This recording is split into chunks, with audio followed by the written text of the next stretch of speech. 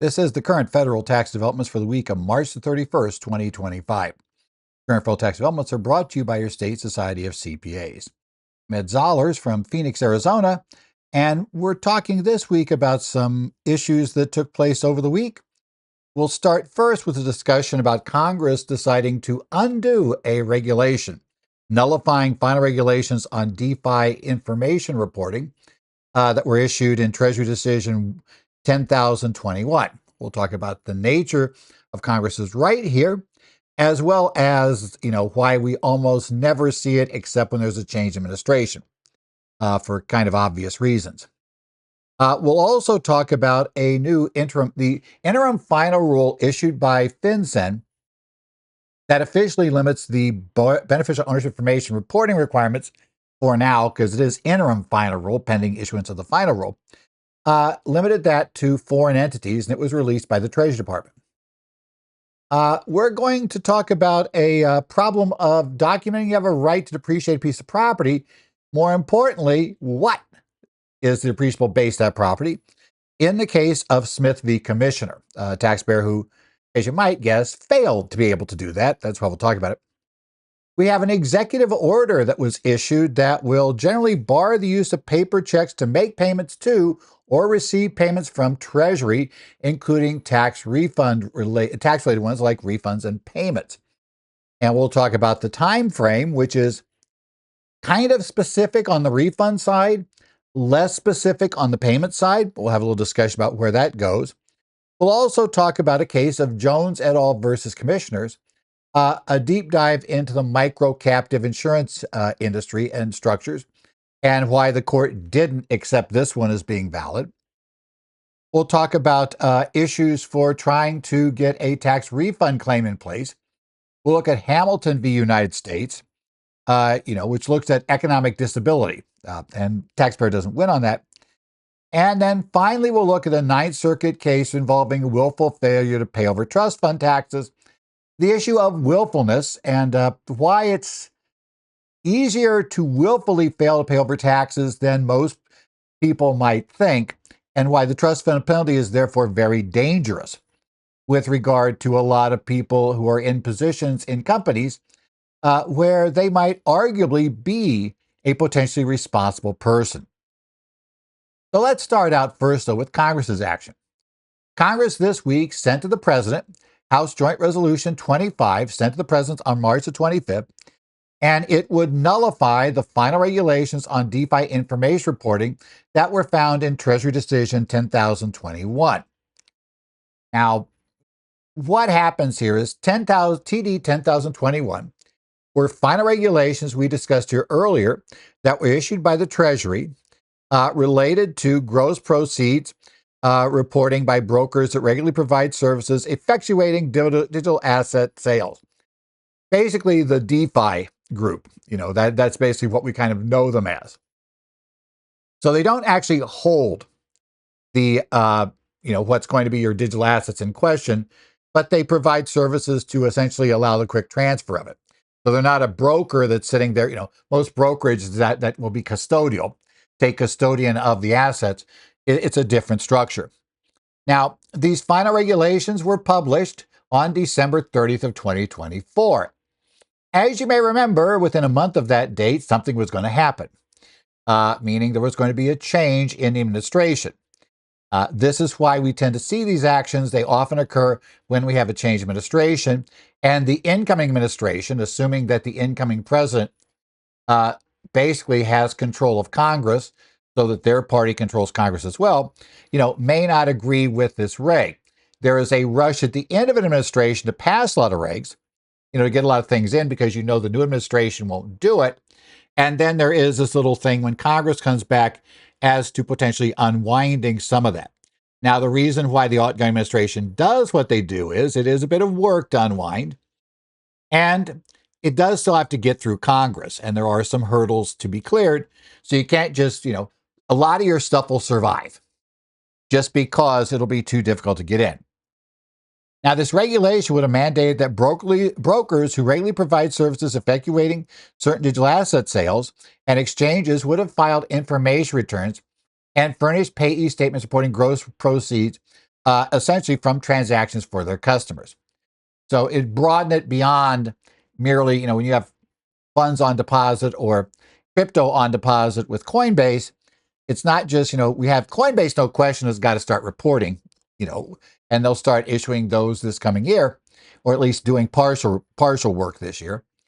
But we're talking about companies that just effectuate changes or have things go through, and they had to do some reporting as well. This is what covers this. Their reporting would have been, I believe, coming up in 27. Eventually is when it would be, but that was what was part of this reg. Now, they were effective, or I should say, actually had a slide on this, right? Their regulations are effective on February 28th of 2025, right?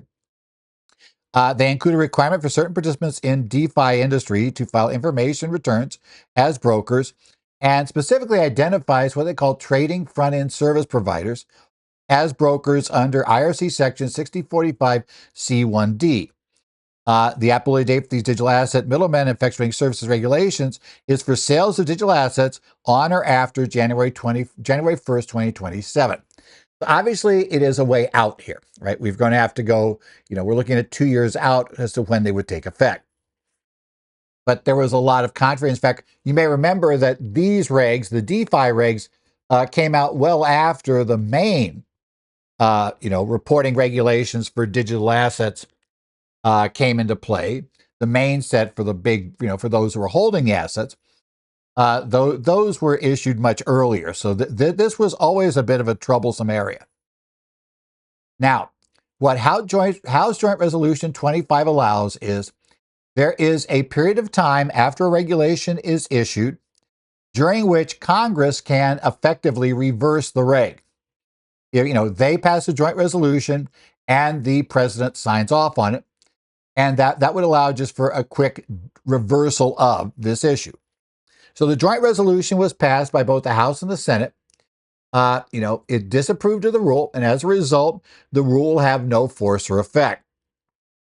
Now, it passed the House by a vote of 292-132 on March 11th, and by 70 to 28 in the Senate on March 26th.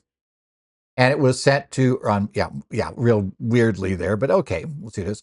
Technically sent to the president on the 25th, and he's expected to sign it. I believe that date is the date they certified it in the Senate.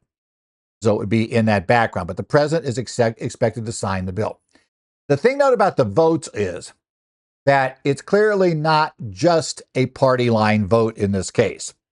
It was definitely in that case, we had 70 is more than just the number of Republicans in the Senate. So there were 17 Democrats that went along with it. So essentially, this reg had support of a majority of Democrats, but not a support of, an overwhelming majority.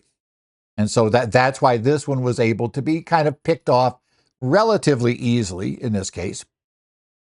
Now, if it's signed, it may have been signed by now, it would nullify the final regulations, and there's no reason to believe that it won't be signed. It essentially has no legal standing or effect, and the requirement for some DeFi brokers to report gross proceeds from cryptocurrency or digital asset sales on a 1099 DA would be overturned. Now, again, this is only for the DeFi brokers, right? It's not for everybody. Now, the implications for tax, for those of us in Tax Pro, realize that, you're going to find that some of these sales will not be reported. If it goes through a DeFi structure, then there will not be any reporting. Now, they wouldn't have had that anyway until the 27 tax returns. So in January of 28 is when I first receive it. There may be future legislation or regulatory action because, the law is still on the books. So Treasury could still reinterpret it now. The old reg struck down, they could reinterpret it under the current administration. Or Congress could rewrite the law. So there are a couple of things to watch for there. If it just sits there as is, in theory, if you had to change administrations coming up in 4 years, we could see the old regs go right back in, right? IRS puts them back up, Treasury puts them back up, they go back through, and they become the law again. So again, we'll see if Congress does anything. The Joint Committee on Taxation estimates there'll be a $3.9 billion loss to Treasury through revenue through 2034 due to this repeal. Obviously, when you think about information reporting, why would there be a loss of revenue? Because this technically itself doesn't impose a tax. As you might guess, it makes it tougher to evade. It makes it tougher to not report a sale. So that's always what it's there. So obviously, the arguments for those who wanted to keep it would have been that it's less oversight in the digital asset industry. It could allow money laundering, tax evasion risk, etc. That's been the argument from the start. But again, Congress has now spoken. This one is gone, at least for now. Now let's go on to the next thing that happened. The interim final rule that we were promised by FinCEN, limiting the beneficial ownership information reporting filing requirements to entities that are foreign-based only.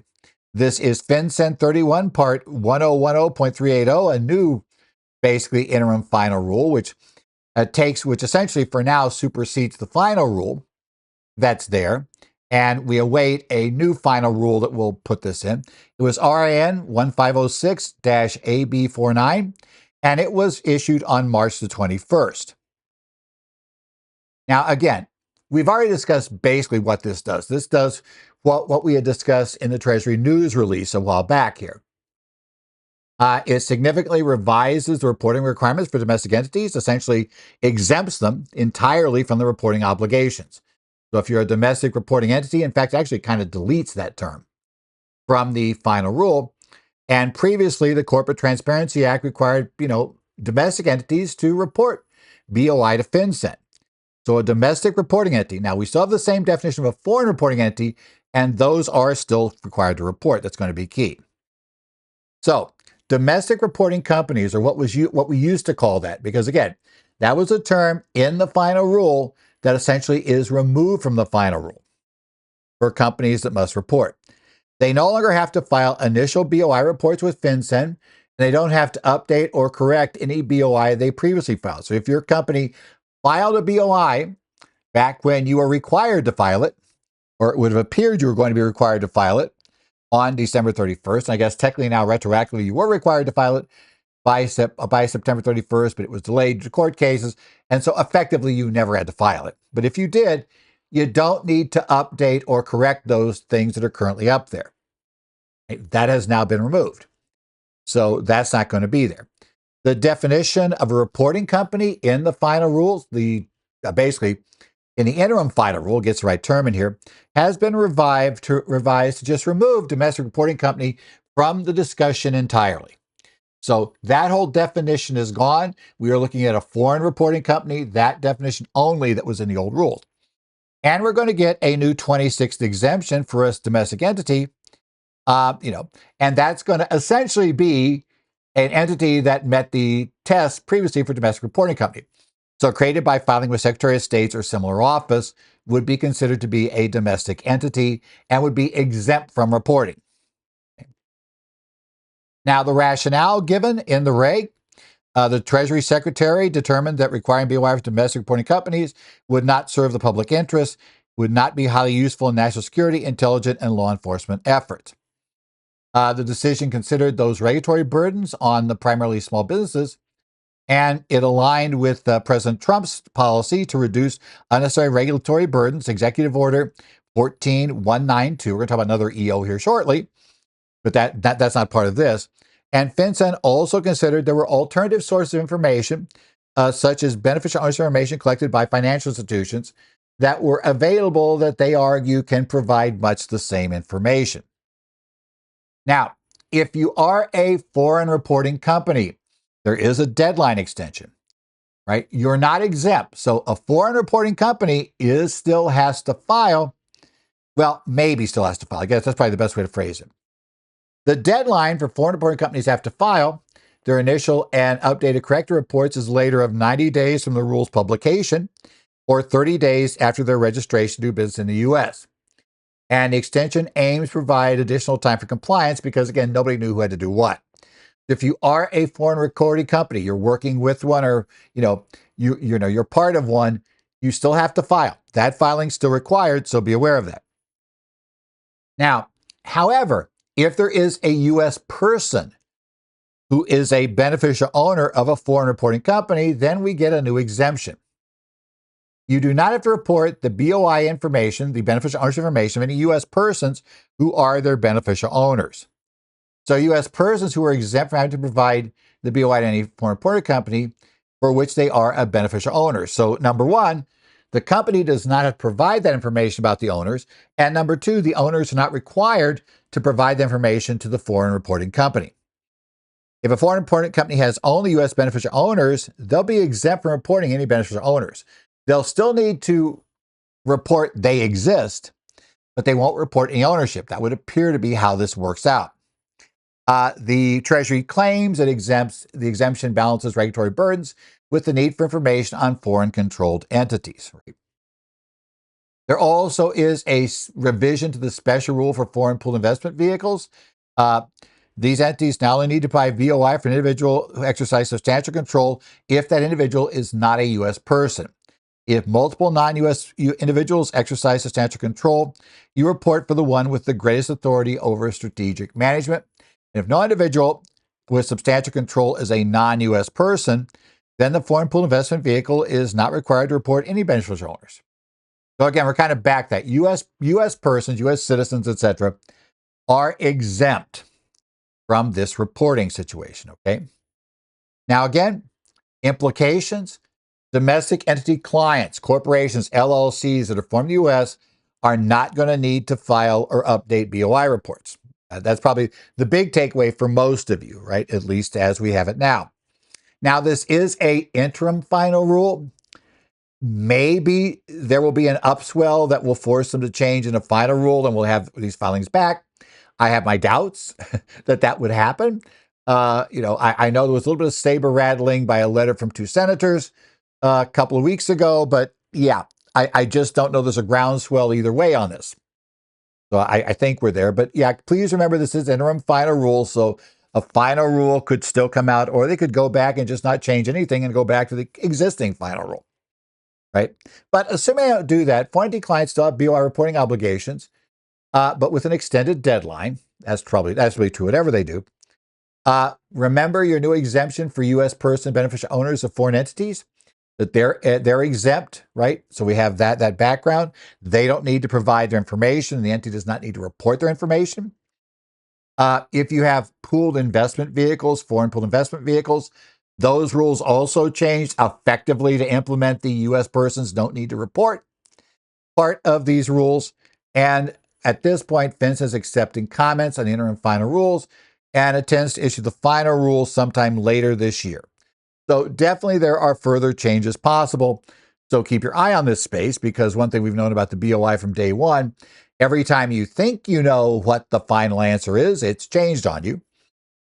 So while we are, shall we say, cautiously optimistic that this is it, or at least the final rule will be very much like this, we do want to keep an eye on that final rule to see what really happens there. Let's go to court cases now. We're going to go to the case of Sherman Dell Smith versus Commissioner. Tax Court Memorandum Decision 2025-24 came up on March the 24th. And this is a problem of substantiating depreciation for converted property. And there are really two major problems that Mr. Smith has in this case, but we'll talk about them in this case. So what's the overall case here that we have for Mr. Smith? Well, this is a tax court decision, memorandum decision, regarding the substantiation requirements for depreciation deductions, and particularly property converted to income-producing use from non-income producing use, right? It reminds us that the taxpayer's burden to prove that they have a right to claim deductions. It is not the court's, it's not the IRS's burden to show they don't. And so we'll be looking at that. And it focuses on specific rules governing the base of converted property for depreciation purposes, as well as, in many ways, just simply this basis to begin with. Sometimes our clients do messy things. And they do those things. They don't have formal agreements. They have this kind of, I do it this way. We didn't really say. And you have trouble figuring out who owns what. And this is one of those structures that they had, at least to start. Now, in this case, the taxpayer is claiming a deduction for a rental property in Los Angeles on his 2018 tax return. Now, this property was initially his brother's residence. And eventually, the taxpayer who's litigating here, trying to claim depreciation, assumed the mortgage and acquired an interest. Now, the property was first held for rent and rented in 2017. The 2018 return was filed late, just over a year ago after notice of deficiency was already issued. And the only issue before the tax court is the entitlement to the depreciation deduction on this property. What is the depreciable, what exactly is what can be depreciated on this property? Okay. Generally, the court notes, and this is a term from the Supreme Court, deductions are a matter of legislative grace. The taxpayer has the burden of proving they have an entitlement to the depreciation deduction, I'll get that word out right, that they're claiming right now. Internal Revenue Section 167A, I'll get that right, allows a reasonable allowance for the exhaustion and wear and tear of property held for the production of income. Now, 168, which is the maker's provision, actually will tell us how to do it for most properties, but 167, the old depreciation section, still technically is what enables everything. To claim depreciation, a taxpayer must substantiate the property's depreciable basis, useful life, and previously allowed or allowable depreciation. Those are three key things. If you're examined and there is depreciation on the return, you need to be able to establish those three things to be able to justify your claim of depreciation on the current year's return. Those are the three things the taxpayer must prove. If the property is converted to investment, to business use after income production, so it could be investment / business use, but business use, rental in this case, after you had originally bought it. So remember, it was bought, it was used by his brother as a residence. He took over the mortgage. Eventually, he decided brother left. He took the property. He basically then used the property as a rental. So his problem was that the original use of the property for a family member to live in was not a use that is considered to be a production of income use. So therefore, the basis for computing depreciation is the lesser of the fair market value or the adjusted basis on the date of conversion. And the taxpayer's problem is going to be is that the court finds he can prove neither. And so they're going to not allow a depreciation deduction. Now, the court found that while the petitioner attempted to estimate fair market value and adjusted base time of conversion, evidence was lacking. He just came up with estimates of both, but no evidence on either case, or bad evidence on either case. He used 2024 real estate valuation sources to estimate the 2017 fair market value, was deemed by the court a guesstimate, right? He's trying to do it on the cheap, which often happens here. And so he's trying to use various sources he could find from 2014 that would line him kind of back into what he thought the value of the property was back in 2017. Needless to say, he didn't have the best structure there, didn't produce the best evidence. You got to be careful here with clients who are using things, when you're using various things to prove basis, you have to prove fair value. Obviously, the best estimate of fair value would be if you could get a full-blown appraisal. Most people don't do that, but you want to get at least some reasonable, preferably at the time evidence of what the property's fair value was. Because the problem is, we're now looking at essentially 7 years out, and the property is almost certainly not in the exact same condition it was 7 years ago. And it's, and we're having benefit of hindsight trying to come up with the market values. Yeah, it's a problem. They're using that guesstimate there. So the court did not find there was required precision in telling us what the market value was on date of conversion. And he also found that the proof just regarding his basis in general was insufficient, because there were so many uncertainties about how exactly he bought it with his brother, but then he did this and he took over, and it wasn't really clear because nothing was documented well. about, what exactly, how much did he get? How much was original purchase? How much was assuming the debt, etc.? What exactly was there? So what his basis was there. So the problem was, you need to show the lesser of your adjusted basis or fair market value in 2017. In this case, the taxpayer could not show reliably either of them. And that was a problem for the court. So because he failed to establish depreciation deduction was calculated using lesser fair market value or the adjusted basis at conversion, the court disallowed his entire depreciation deduction. Now, and part of the case is it's really tough to get a lot of sympathy from the court when you're this late in filing. And it's really tough to get this sympathy from the court, when things are just messy coming to court. It was, it's a standard problem with somebody who was not filing or got behind in filing and just, kind of ignored the problem and now is scrambling rapidly, trying to, salvage what he can.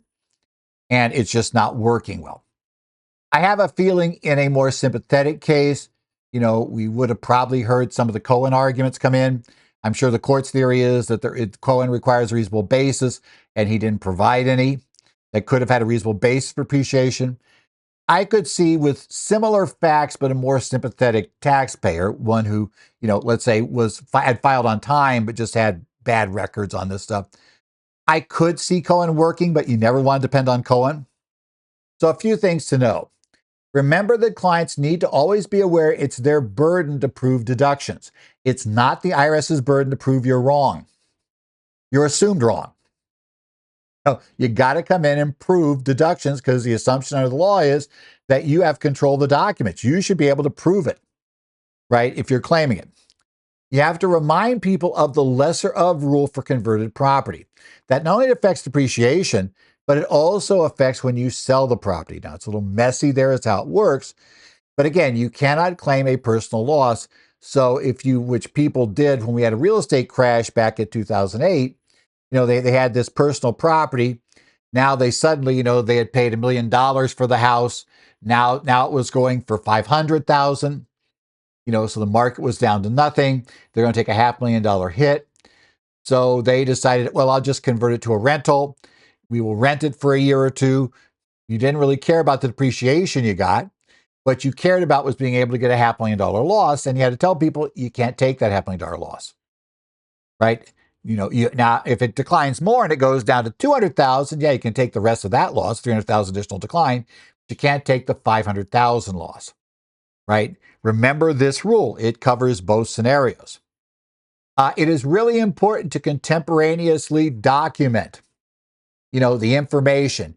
Keep detailed cost records. Make sure it's clear what the cost was. Make sure it is clear if you have a situation like this one, that you're somehow helping your brother buy the house and then your brother flakes out. So you take the house and now you're going to try to make it a rental. We need to have things documented there. And the problem is people do these things informally. Situations go, case like this, where it appears that the brother just kind of, it didn't work out. And then suddenly now everything's back on the brother that could pay the mortgage. And now he's scrambling to piece things together. That's a problem. Get things in line to start. My clients resist talking to attorneys. I know they do, but that this person would probably have recovered, whatever the legal fees would have been to draft a document there and then to have an attorney draft the transfer that came out later. Probably would have been recovered with what he's going to lose in deductions because he can't show any of this, right? And finally, and I think it's not unimportant to look at it here, timely filing. The fact is that this return came in response to a notice of deficiency. It is going to be looked at in detail. Yes, the IRS does not normally spend a lot of time on basis, but on a late filed return that everything's sloppy on, yeah, they're going to start questioning everything. So yeah, a lot of problems here. Okay, next up, one that may have flown under the radar for you for a while. This is an executive order titled Modernizing Payments to and from America's Bank Account. Executive order was issued on March the 25th by the president. Okay. This executive order will generally bar the use of paper checks to make payments to or receive refunds from the U.S. Treasury. And that does include tax items. So it's important to understand that this is an executive order. That's basically it. Now, let's talk quickly about EOs. Executive orders are not generally going to give you a lot of details about how-tos and all the technical minutia about how we're going to do this. This order, like most, is going to push the details out to the agencies. So we know broad guidelines here. We know what they have to achieve. Timing is a bit more of a question, and we'll talk about that when we get to various parts of it. Okay. This order, issued on March 25th, is aiming to modernize payments to and from the U.S. Treasury, right? It mandates a shift entirely, to the extent possible, away from paper-based payments, either to the Treasury or from the Treasury. And effective September 30, 2025, the Secretary of Treasury is directed to cease issuing paper checks for all federal disbursements, including tax refunds. That part is clear. So if your clients are on extension and their refund doesn't get processed by September 30, there may be a problem. We'll see what Treasury says. I am hoping that Treasury carves out a minor exclusion for a couple of weeks here, to allow the last refunds of the 24 filing season to come out under these rules. But we don't know yet. We have no implementing rules at this point. As well, the second part says all payments made to the federal government, including taxes, shall be processed electronically as soon as practicable and to the extent permitted by law. Now, the problem here is I'll put it this way. If you read it carefully, there is not the drop dead September 30, 2025 date here. I think it may be implied that that's a target date, which could complicate estimates this year, because if you handed out to your clients paper tax payment vouchers, they have one in there for January of 26, which if they actually implemented this and implemented everything by September 30, which I think is unlikely. I'm thinking there's going to be some give that's going to go in here with implementation due to the fact that tax filings are a little bit odd when they occur. And it's very tough to impose this type of hard cutoff, except around going from one set of returns to another. But again, we don't know anything about that yet. But as soon as practicable, if you got to read it word for word, you got to read the words literally. In theory, it could be earlier than September 30, or it could be later. Yeah, practicable is, I rarely see that word used anywhere except in government documents. But practicable is the test here. And we're going to want electronic filing. So bottom line, when this executive order is fully implemented, your clients will no longer be able to get a paper check from the IRS for any tax refunds, and they will no longer be able to pay any taxes due by paper check. That is official at this point. What we don't know is the timing. Now, there will be some exception to the paper check phase-outs for either direction. The Secretary of Treasury is ordered to review and revise procedures for granting limited exceptions where electronic payments and collection are not feasible. The order mentions 4 categories. First, individuals without access to banking services or electronic payment options would be allowed to continue to receive payments by check and make payments by check. Now, what the criteria will be for when you're deemed to have not have access to banking services or not have electronic payment options, that is more interesting as to how they're going to come up with that determination. So we'll have to see what they end up coming up with there and what their options are. But I would say that probably, if you're writing a check from a bank account, that's probably going to be proof positive that you have access to banking services and that you could have had that done electronically. So I have a feeling having a checking account is going to be a problem meeting the first exception. We'll have to see. It would exempt certainly emergency payments where electronic disbursements would cause undue hardship. Doesn't really seem likely that's going to be tax related unless we do something like COVID and the payments that related to the employee retention credit. Well, initially the sick pay rules, and then the employee retention credit, where they kind of reverse the payment structure, to make payments back to the businesses for the credits they got on payroll. I guess that might be, especially if somebody was in a situation where, they were in a true emergency, electricity and stuff was out. So the paper check might be better. If there's national security or law enforcement related activity where non-EFT transactions are necessary, yeah, it might give away your undercover operation. If you're going to require them to sign up for a government payment program, a government program to pay you, yeah, they may be able to take a paper check there when they're running their sting. And any other circumstances determined by the Secretary of Treasury. That opens up the door. And obviously, there's going to be a lot of people suggesting to Treasury options to fill that last category. Now, transition to electronic payments. There's going to be various electronic payments electronic payment methods will be utilized for both disbursements and receipts per this executive order. Direct deposit and direct withdrawal are probably going to be, the most likely way you're going to see most things happen for your clients. That's the way most of them do it now, and I'm sure many of you, including myself, have been encouraging clients to go the electronic payment route simply because the IRS has had trouble with paper processing for a while here. Ever since, actually, it wasn't great before COVID, but post-COVID, during COVID and post-COVID, it got really bad. Number 2, a callback to COVID. Prepaid card accounts and other digital payment options.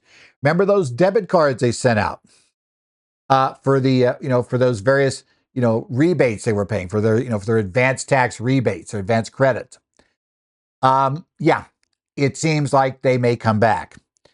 We know the last time this administration was in office, they liked that method. That was their go-to of trying to solve the issue. In this case, limiting the number of checks. I have a feeling you're going to have that. Now, I don't know that many people in tax practice were thrilled with that method because it causes a lot of confusion with clients. It causes lots of issues. And obviously, the debit cards can be intercepted in the mail. So, yeah, it's not really, in that case, it seems like not much better than a check. But nevertheless, it's going to be one of the options. We have to see that. There could be a debit and credit card payments. Now, as noted, if you go on the IRS website, you can currently pay by credit card, but you got to pay the fee. Nothing in the order says there won't be fees imposed if you go that route, so I'd assume it'd be there.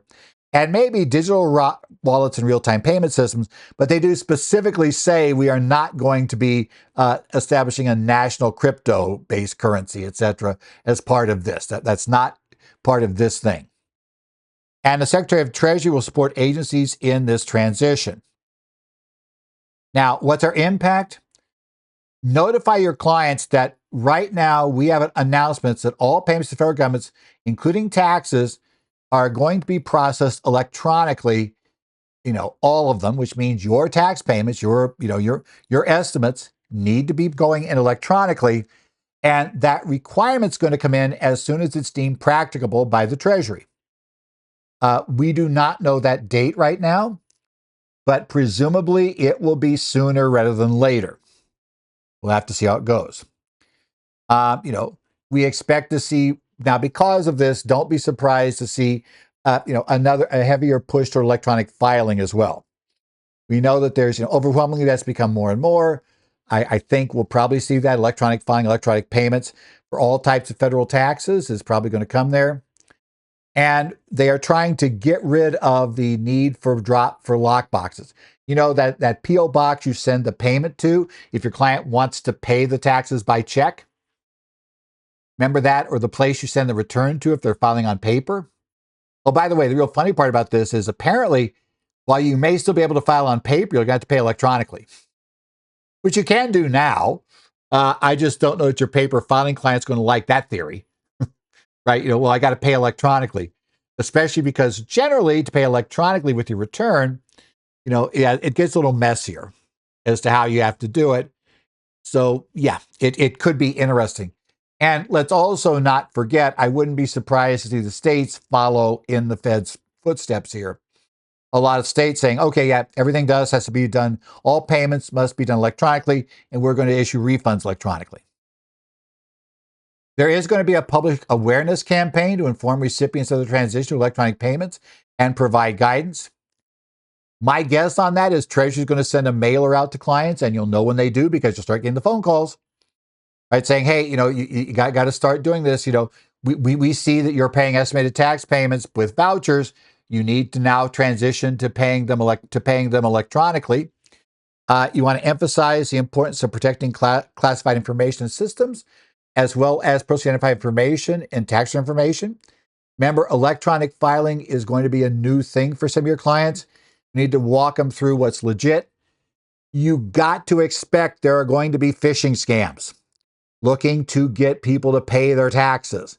When this gets out, notice gets out, there's going to be emails. Tell your clients, don't pay attention to emails.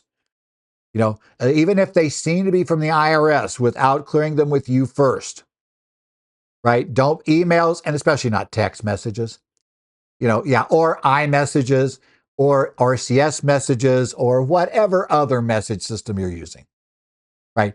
Don't do that. The scammers are going to hit this. That's pretty sure. Feds of agencies must submit a compliance plan within 90 days about how they're going to get the word out. The Secretary of Treasury must submit an implementation report, everybody, within 120 days by September 21st.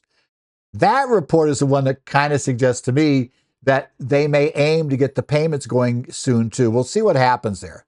But I don't know if the Secretary of Treasury would like to say, look, I got everything done. We're getting all the IRS payments taken care of. What's your problem, agencies? Yeah, we'll see it. So as I said, prepare your clients for near complete elimination of paper checks or federal tax refunds. Could be by September 30, right? It might not, it may be deferred, but say, look, if I take this order literally, unless they do an exception, which they could do, but unless Treasury does an exception, you're not going to get a refund check. So, if you're one of those clients that brings everything in late, like, oh yeah, I'll finally get the stuff in September 20th. Yeah, you're basically going to do it. Whatever your cutoff date is, says you need to be well in advance of that date because we got to make sure it gets in there in time so your refund's processed before September 30 if you're going to insist on a paper check, right? Because otherwise, may not happen. Ensure clients have access to and understand electronic payment options for remitting taxes. I have started doing that now with clients who have not suggested they want to, make payments electronically. I have now, told them, here's the catch. This was issued. We don't know when it is, but it could change. I've certainly suggested clients who have paper estimated tax vouchers, you might want to go in and work on the direct pay option. Work with it, get used to it, because if it turns out you have to go that route, that's probably going to be the option you'd have to use if you have to do it before we get to the fourth voucher in this set. So, I'd say work on it now rather than later. Okay. You want to help clients utilize secure digital payment methods and reinforce data security and reinforce the fact that this is ripe for scammers. Scammers are going to take advantage of confusion and the change, right? And they're going to go after this. It's a given. Going to happen. You want to monitor further guidance from the Treasury and relevant agencies as the implementation progresses. Next up, we're going to take a look at the Jones case. This is a look at tax court scrutiny of microcaptive insurance arrangement. This is Tax Court Memorandum Decision 2025-25, Jeannie R. Jones et al. Versus Commissioner, came down March the 25th. In this case, the tax court took a pretty deep look at a microcaptive insurance arrangements, right?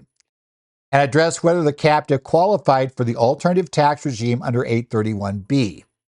And addressed whether the premiums paid were deductible as ordinary and essay business expenses under sections 162A.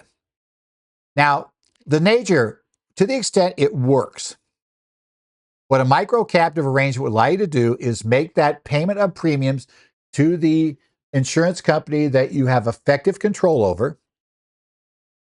If the company qualifies as a small company and can make specific elections under 831B, they won't pay tax on the premium. that they receive, they will only pay tax on some investment income. Okay? And that would then allow you to, let's say, make a big deduction for the premiums you're paying. And assuming there aren't claims, there aren't a lot of claims, then you would have this, basically pool investment money that would not be taxed. A pool investment money that only have its earnings taxed. You get out of so you get a deduction and never pick it up as income. It'd be perfect world, right? Okay. That's the case. So what we have here is we have Sanitech West, referred to as STW, and its subsidiary, Sanasure Inc., engage captive planning associates to explore doing captive insurance. They want to do the transaction. The preliminary report highlighted the tax benefits under 831B, the provision I just mentioned, where you could have the small microcaptive and be able to take a deduction for the premiums paid to the small microcaptive, but then the small microcaptive, which, as I said, is effectively under your control, would essentially not have to pay tax on the premium. And presumably, if there aren't, basically assuming that claims are small, minimal, or none, then it would just have a pool of money it could use, okay? So, Revell Consulting Services, RCS, conducted an actuarial analysis with non-public frequency estimates and 100% contingency margin to come up with a justifiable, in their minds, premium. And concerns led to a comparative analysis of market premiums by HB International, noting many non-standard coverages were involved there. So they're trying to defend they were trying to defend the premium, right? Now, Clear Sky Insurance, CSI, was established in Montana, and it was owned by STW's executives, right? This is our captive insurance company. STW retained, traditional commercial insurance, right, that it had, but then also paid the captive $813,000 for general liability, directors, and officers' liabilities policies on December 31st of 2025. CSI joined the Omni reinsurance pool, ceding risks and paying reinsurance premiums to Omni, right, to basically help cover if they haven't done enough cash to pay any, claims that might arise.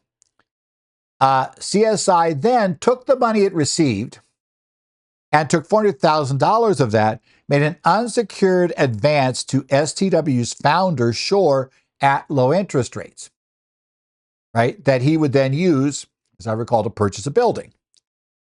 STW did not renew the policy, paid 1 year's premiums only, and CSI became a dormant insurance company. Okay, if you want to set up facts that sounded bad, this pretty much is it. Okay.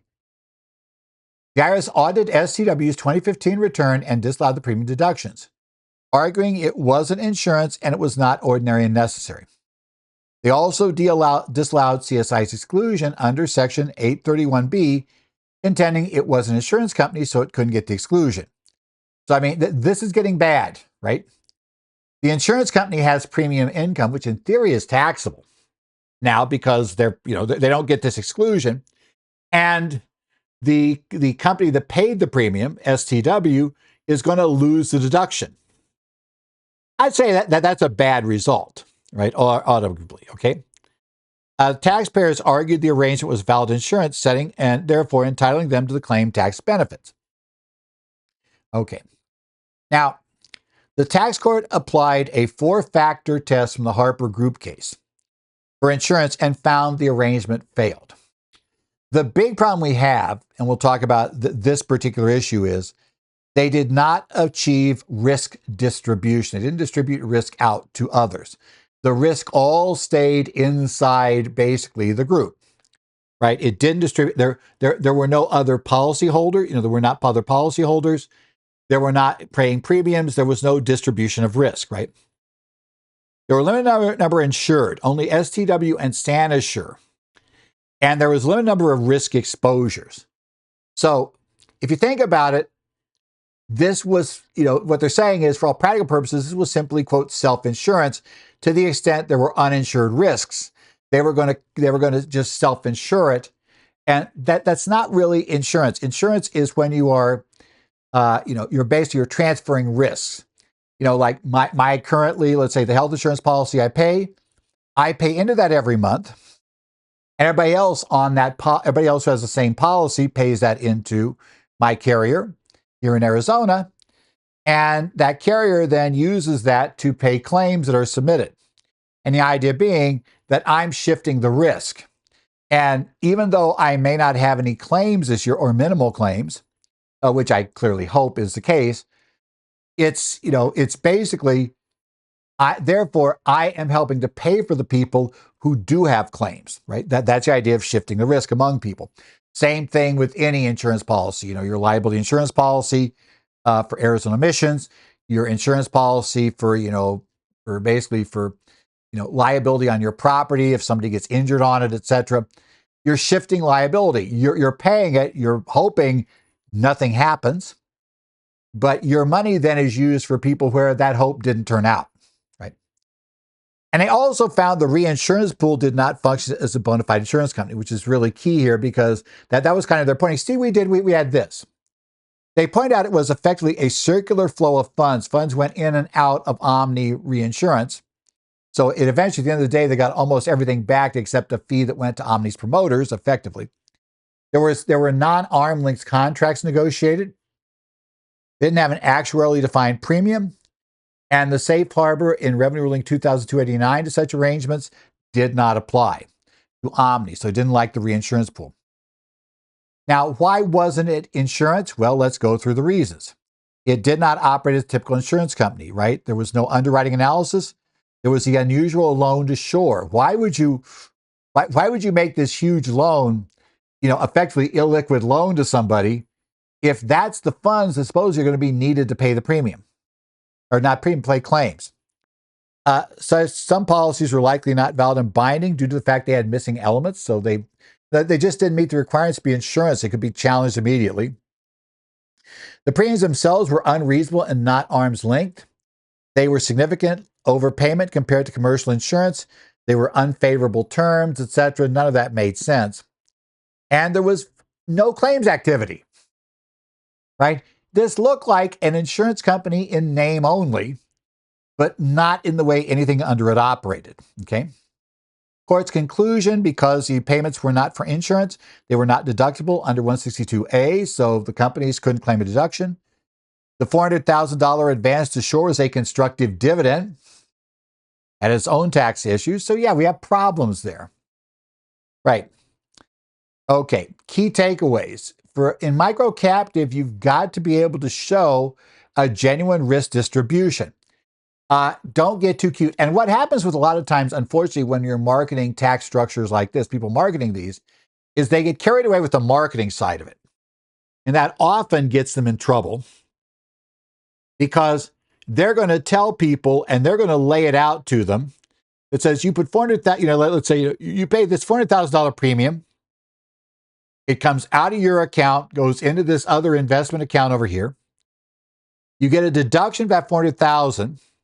You then can have the insurance company that you just paid that to loan you that $400,000 back at very favorable loan terms, which you then can go out and use to build the building or whatever, right? And we can do all of this. Look at this, wonderful. And of course, because what we insured is wildly unlikely to happen, because it's not a sort of claims happen very often, and you only got one party involved in this, and it would have wiped you out anyway. So probably who cares? You can't lose. At the end of the day, it doesn't look like insurance. You got to make sure that there is a genuine risk transition. You got to watch out for substance over form. And as I said, the problem is those promo materials are the textbook discussion of, look, the court, it's very easy to say, the promo materials tell you the substance of the transaction. Now, they're telling you in court to follow the form, but they're marketing based solely on substance. And that's a problem. They're assuring them it's not really an issue. You need to have actuarial soundness of the premiums. You've got to show that this really is something a real insurance company, a premium that they would have charged. It would make some sense. Any related party transactions must be at arm's length. And that's the problem. One huge problem in this case is getting that $400,000 loan back, introduced yet another non-arm's length transaction that was a pain. You got to have comprehensive, complete documentation and make sure your policies are valid. That would be kind of helpful in cases like this. And you've got to have a robust, commercially reasonable insurance program, not just a tax-driven structure. Paying one premium for 1 year and just waiting to see if we won the bet that nothing horrible, because nothing horrible like this happened to us like in the last 30 years. So we make that bet for 1 year and then suddenly we win the lottery. Yeah, that's probably not good. Okay, let's go now to U.S. District Court here in Northern District of California, case number 24-CV04491. This is the case of Hamilton versus United States, and we're going to look at jurisdictional hurdles for tax refund claims, right? A couple of key cases. We've talked about this before, but we'll take a look. This is a little different case. That's how it structures. We're going to talk about tax refund claims here. Timeliness under IRC Code Section 6511. And this is a reminder of the jurisdictional pitfalls of missing deadlines and what the evidentiary burdens are for exceptions like financial disability tolling, which is probably the one unique thing discussed here, and we'll talk a little bit about that. Now, in this case, Hamilton is looking for a refund of $2,070 from 2017 tax year. The return was filed in November of 2021 claiming the refund. You might already have figured out what the problem is here. That's we're after the 3-year time date that you could have filed it, right? So the claim is denied as untimely. They appealed that decision administratively. The IRS denied the administrative appeal. They filed on their own, pro se, a civil action in July of 2024 to get their $2,700. As you might guess, yeah, it's going to be a pro se action because $2,700 is not going to pay to litigate this thing. Hate to say, but they want their money. They argued for tolling based on financial disability due to work injury, job loss, lack of insurance, and eviction proceedings. That all of those amounted to a financial disability. And there is a provision under the code that will allow you to get an extended statute for financial disability. Now, basic rule when you sue the U.S. government. The U.S. government can only be sued if it has waived sovereign immunity. That goes back to Old English law.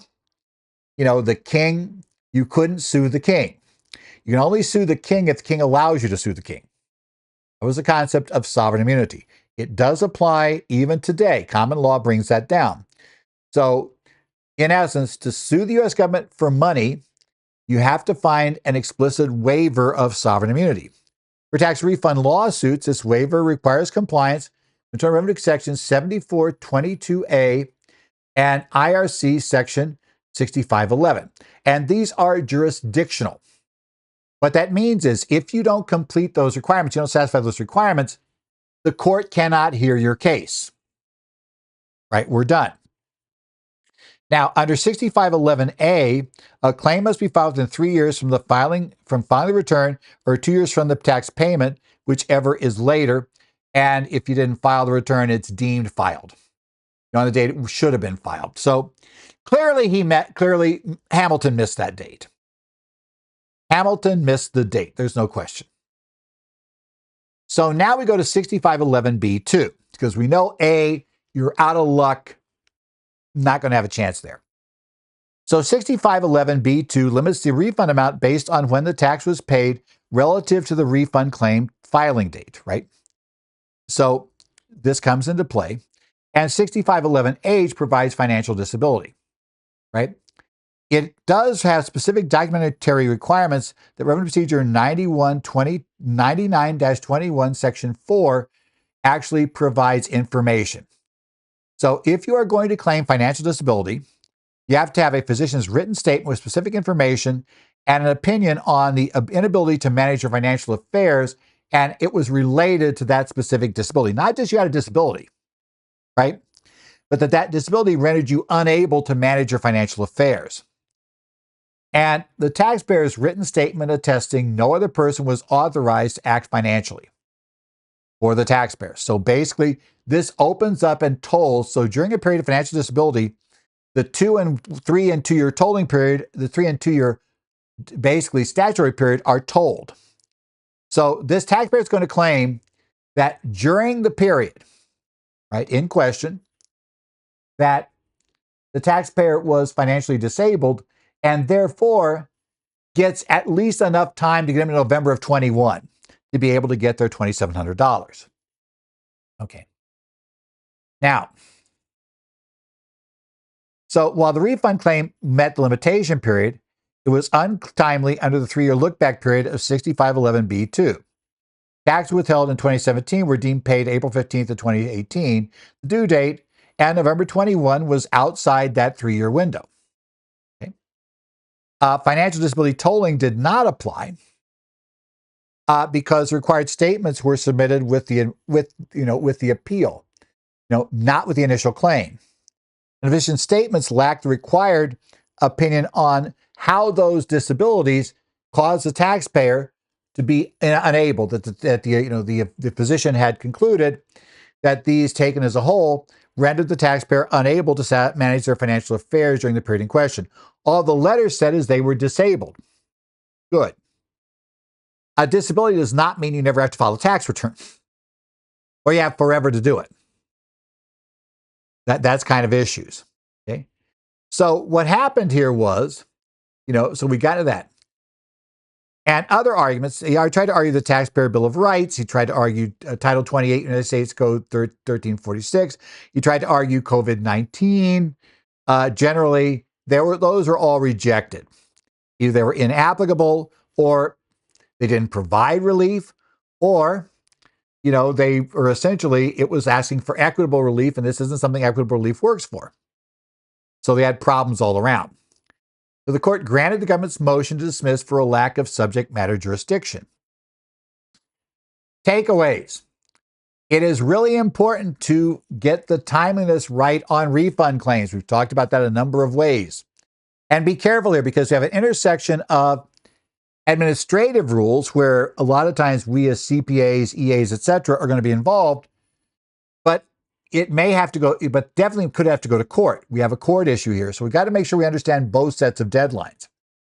We've already discussed the fact of how previously under the ERC denials, that starts a clock running on 2 years for the taxpayer to take their ERC claim to court, unless you get the IRS to extend the statute. So you got to always understand all of those rules. Financial disability tolling, you got to ensure both required statements properly prepared and submitted with the original refund claim, and that the physician's statement meets all the content requirements. You got to get those in there. You have to be aware of the fact that the limited scope of the Taxpayer's Bill of Rights and 1346, which was a recovery for things, where the IRS gets an advantage of the statute closing unfairly. Those don't cover, they can't be broadly read to cover everything. You got to be careful there. Got to inform the taxpayers that equitable tolling is not generally permitted. I don't care, it's unfair. Currently, the courts are not allowing equitable tolling. And this one is probably a tougher lift for equitable tolling than the tax court version is, because again, we're looking at the government's right to basically have a claim against it, a refund claim. So yeah, sovereign immunity rules come into play. It's really important to timely file your tax returns and your refund claims to keep out of this problem. Nobody's disputing that Hamilton, at least nobody yet because they don't need to, Hamilton very well could be owed $2,700. But Hamilton took too long and lost it. Finally, we're going to look at the Ninth Circuit case where the Ninth Circuit affirmed a willful failure to pay trust fund taxes. I'll get that right. Which is a really dangerous thing for controllers and various other people that are involved anywhere near paying trust fund tax liabilities. This is the case of Christopher Dreyer versus United States of America. Ninth Circuit Court of Appeals, so this went up on appeal. Number 24906, it came on March 28th of 2025. Now, in this case, the Ninth Circuit's going to affirm, I get it right, district court's finding of willful failure to pay trust fund taxes. And the key questions here you're going to discover is the term willful. I guarantee you that Christopher Dreyer does not believe he willfully failed to pay trust fund taxes. But he sees that differently than the law sees it. And we'll talk about what the law does and the one really big way that almost always trips these people up with the law. There are very stringent standards for demonstrating a lack of willfulness in these cases. Okay, you want the quick summary? Once you know an entity, an organization you're associated with, is not paying its payroll tax deposits,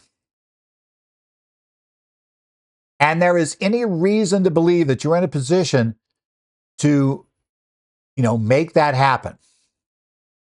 You have any authority over a bank account. You have, just general authority to approve payments. You have various other things. The smart move is to either stop everything, make sure that payment's made, and don't let any other creditors be paid until it is, or immediately resign. Yeah, it's tough, but that's the way out. Once you know the taxes aren't being paid, you're a great risk. If you continue and there is any way to tie you back to the taxes, the payment of taxes or payment of any other disbursement, right? And there is a detailed analysis, basically, in this case, look at it, for trust fund recovery matters under Section 6672. Okay?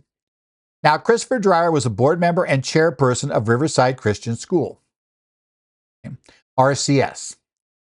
RCS failed to remit trust fund taxes, income, Social Security, Medicare taxes withheld from employees, right? Those are the trust funds. For late 2017 and early 2018. Now, those are called trust fund taxes because you basically you owed that to the employees. It is their wages. You were legally required to pay them. And in most states, if you're not paying your employees the wages that are due, they'll shut you down.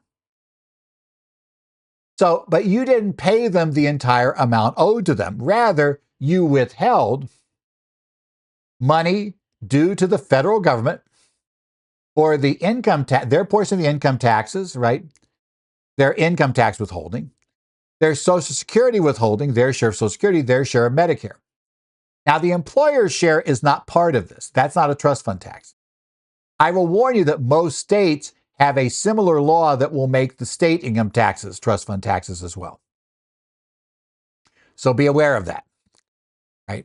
Also, sales taxes often have a trust fund tax component at the state level. But again, this case only covers the federal. Now, so the IRS determined that Dreyer, the chairperson of the board, was a responsible person under 6072A, and they assessed penalties against him. They're going to assess against everybody they think they get it from, and then they'll try to see to collect from. I think Mr. Dreyer may have figured out he was the one that looked collectible. Okay, he paid a portion and sued for a refund. Then what that'll happen is the U.S. will immediately countersue for the balance, which they did. Remember, you have to pay the tax and sue for a refund. So when you go through this, and you'll go through it with your attorney, because guys, you're going to court at this point, if you want to challenge this, is you've got to pay a portion of the tax, pay a portion of the trust fund penalty, then ask for a refund, and then sue for the refund, right, after you're denied. And at that point, the service will then countersue immediately for the remaining balance. Okay. Now, in this case, the district court ruled against Mr. Dreyer, found his failure to pay was willful. The appeal is going to focus on why were his actions willful, because Mr. Dreyer, and probably most people your clients, are not going to see their actions as willful in this case. Mr. Dreyer, guarantee you, did not see his actions as willful. So what happened there? Let's take a look at the basic legal framework. There are 3 criteria for imposing the trust fund recovery penalty. If the trust fund taxes are not paid, right, and you are a responsible party, then you can be held personally liable, jointly and severally liable. The company's still liable, you're liable, and any other responsible person is liable.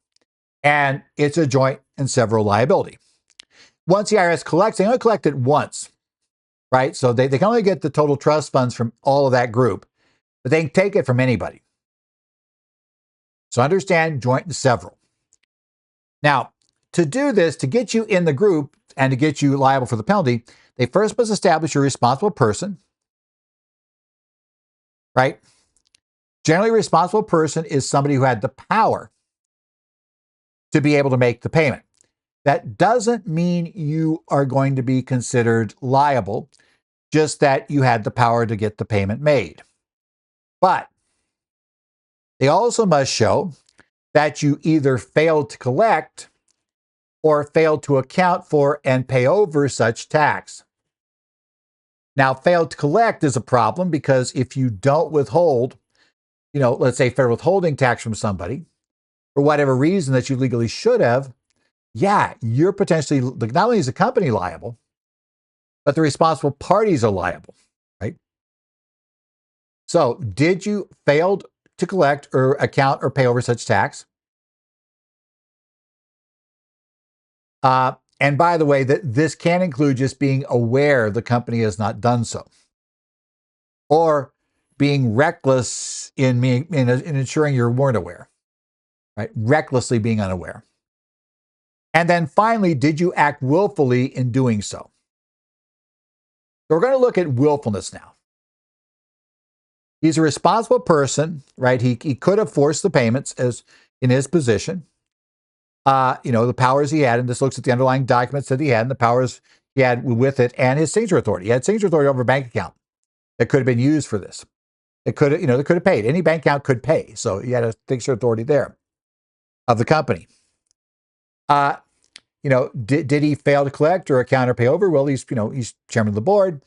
He has general supervisory responsibility over the school. And, we're going to find out that his actions, he was going to become aware of the fact that taxes weren't paid. And that's going to make his a problem that he, failed to take action effectively to assure that these were accounted for and paid over properly. Okay? That's going to be the issue. Then he willfully did so. What willfulness is defined as is voluntary, conscious, and intentional act to refer other creditors over the United States. An intent to defraud the government or other bad motive need not be proven. Understand that. I know that if you don't pay the supplier who is holding product in a truck, outside your facility, and the driver is not going to deliver it until they are told payment's been made, so you have to electronically get payment made, or you're going to be out of business today because you're going to not have anything, not going to have no product to sell. In that situation, you might feel like I'll pay that and we'll get the trust funds later. That right there is a huge problem. And quite often, that's the problem. You're paying someone. That includes continuing to pay payroll.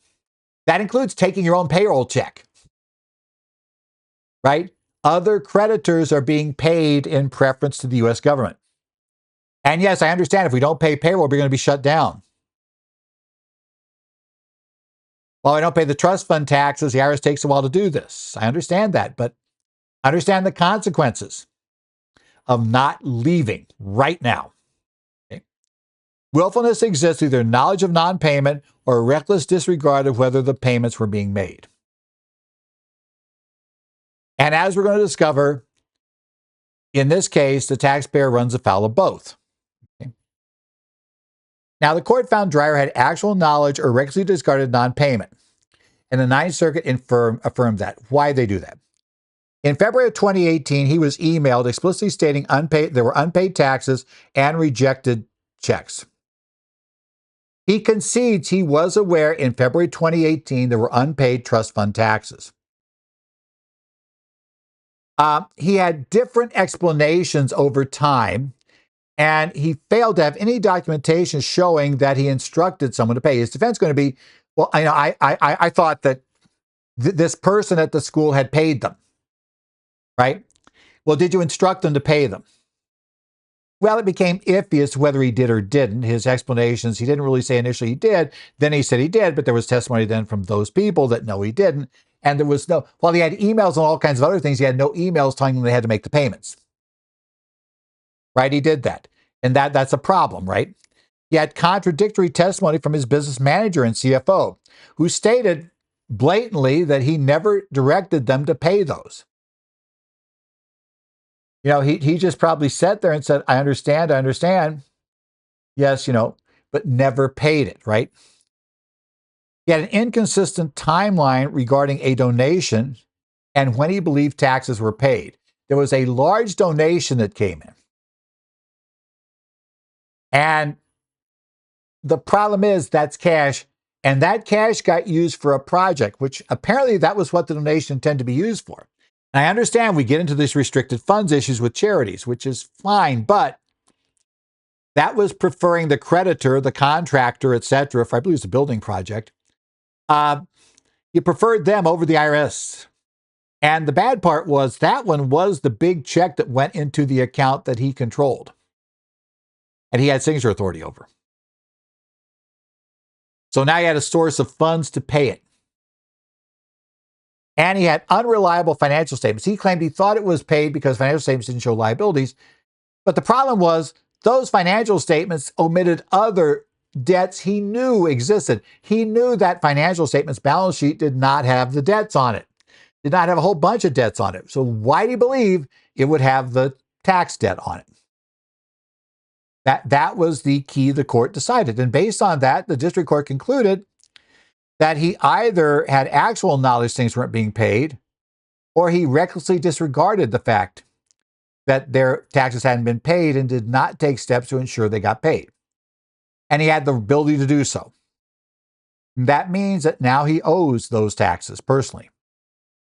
The Ninth Circuit affirmed the district court's judgment, right, finding that no clear error in the willfulness determination, right? Dreyer failed to meet the burden of demonstrating that no reasonable fact finder could rule for the IRS on willfulness, right? It just really, wasn't possible. The IRS, their ruling looks good. He didn't have the evidence to back up the fact. And that was part of it too. And remember, now we got his word against two other people's word. Yeah, and while he has emails and other things, he has no emails on this key question of did he ever send an order. And since this went on for a while, you would have assumed he would have told them multiple times and would have asked if it got paid, and yet we don't have emails on that. So key takeaways: knowledge of non-payment and preferring other creditors establishes willfulness. Once you know there's non-payment, and other people are being paid, like the school was obviously still paying his payroll. It was still keeping the lights on. It was apparently still paying bills enough to keep operating. You really had a duty then to try to figure out, hey, wait, is that really, do we have non-payment? I need to figure out, has the IRS been paid? If you disregard non-payment, not acting, he may have felt, well, I'm not the CFO, right? I'm just, the board member. It's like, yeah, but that's a level of responsibility. You were in your position. Now, not all board members necessarily would have this issue, but he had signature authority of a bank account. And he was specifically brought into the conversation that the taxes weren't paid. And suddenly that causes you issues, right? That's your problem. And yes, I realize you, by the way, get legal counsel if you're going to do something here. But because I realize, directing them to pay could cause you huge problems now with your donor, who put that money in there, not to pay, not basically to pay the trust fund taxes and keep this guy from having to pay it, but to actually do the other thing. It's like, yeah, fraudulent. There's all kinds of mess there. As I said, in a lot of cases, there's no good way out except leaving or closing the operation, which you're not going to like either one. But if you go forward, understand that you now have a very, very personal interest in knowing that those taxes got paid. Very personal interest. Essentially, the taxpayers have a significant burden of proof whenever they challenge these. Right? It's going to be assumed, because it's really not that tough for the IRS to show willfulness here. You got to be able to demonstrate clearly that you took actions that should have led to payment. You verified those actions led to payment. By the way, if they did, then we didn't need to worry about this. And so it depends. About the only way you're going to get out of it is going to be that you took actions that led to payment, and either somebody defrauded you, right? Gave you a fraudulent bank statement that showed it had been paid, right? Or did something of that sort of fraudulent IRS printout. I mean, it's going to be difficult if you hang around. What you're probably going to do is order it to be paid. If you discover they didn't pay it, by the way, don't sign any checks until you know it's been paid. If you then, when you follow up, you discover it wasn't paid, they paid other people, now's the time to essentially leave, right? That's about the only way you're going to get out. Going to be there. And documenting contemporaneously is crucial. Any client in this position who's going to order somebody to make the payment, make sure that is done in a way that is documented and is clear that happened, right? Intentionally paying other creditors while knowing trust fund taxes are unpaid is an automatic willfulness. Anybody that does that allows other creditors to be paid while aware that there are unpaid trust fund taxes is now in the willfulness camp. So advise any client who's in a position of responsibility, to maintain thorough records of tax-related communications, actions, and to understand the special nature of those taxes, generally payroll taxes and sales taxes, that are covered by a trust fund penalty, that they better be very, very careful if those taxes ever go unpaid. Because it is very easy, because the IRS doesn't show up and threaten to shut you down the day after you didn't pay. They'll let you dig a nice big hole. So you got to be ready for that. This has been the Current Federal Tax Developments for March the 31st, 2025. Current Federal Tax Developments, as always, is brought to you by your State Society of CPAs, Med Zollers. Again, you can email me, edzollers@currentfederaltaxdevelopments.com. If you have any questions, I do follow the Connect sites for the Arizona, Idaho, Illinois, New Jersey, and Minnesota Societies of CPAs. So, if you have any questions, you remember one of those, you can post there and I'll follow up. Otherwise, I want to thank you for tuning in this week. Hopefully, I'll have time to record something next week. We're getting to the end of tax season, so things get weird. So don't be totally surprised if we go silent next week, but hopefully not. We'll see what happens. And we look forward to seeing you in the future, or at the very worst, at the end of tax season, for more current federal tax developments.